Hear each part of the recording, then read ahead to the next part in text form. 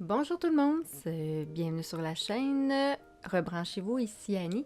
Aujourd'hui, on parle des limites. Donc, comment s'affirmer, mettre nos limites.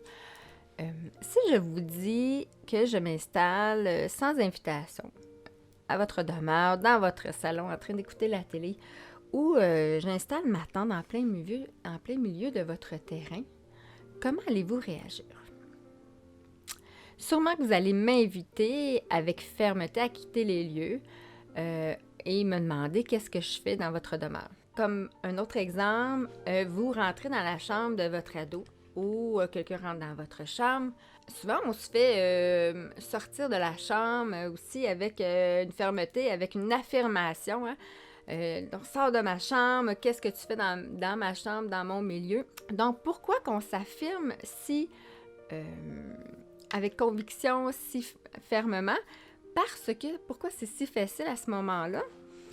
C'est que vous connaissez les limites. Vous connaissez les limites de votre chambre. Vous savez où se situe votre chambre. Les limites de votre chambre, celles de votre frère ou de vos enfants ou des autres membres de votre famille. Vous connaissez les limites de votre appartement, votre maison, votre terrain.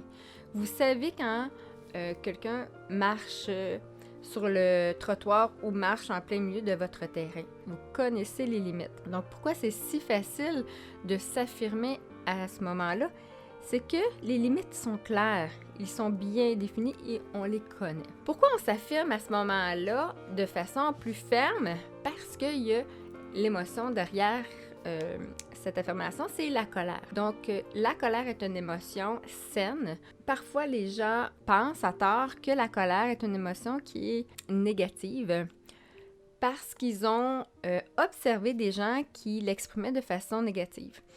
Donc, la colère, elle est saine comme toutes les autres émotions. Elle est là, elle a un message comme les autres émotions et justement, elle est là pour nous affirmer, pour mettre nos limites. Donc, lorsque la colère surgit en nous, on la voit monter, on la sent monter plutôt, c'est qu'une de nos limites est atteinte ou une de nos valeurs. Donc, à ce moment-là, quand vous rentrez dans la chambre de votre ado ou votre frère ou soeur rentre dans votre chambre, bien, vous allez lui dire de quitter.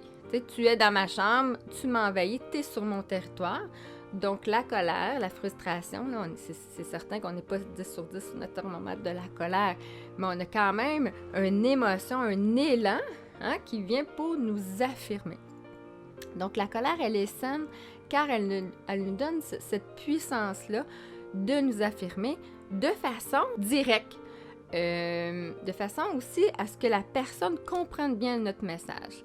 C'est certain, si je m'affirme en disant « Ah, sors de ma chambre maintenant » ou « Là, tu es sur mon terrain, qu'est-ce que tu fais là? » C'est certain que l'autre personne ne va peut-être pas recevoir ou comprendre que je vais imposer mes limites. Donc, la colère, elle est là pour cette raison-là, pour nous aider à nous affirmer. Donc, lorsque nos limites sont claires, c'est plus facile de s'affirmer.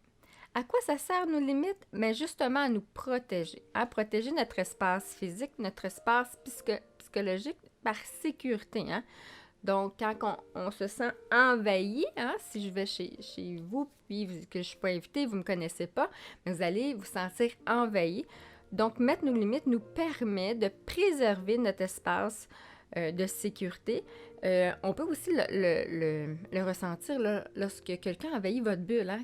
Quand quelqu'un est trop près de vous, vous allez soit reculer ou soit vous allez demander à la personne de reculer parce que c'est votre bulle, c'est votre territoire, c'est vos limites et vous voulez quand même vous préserver.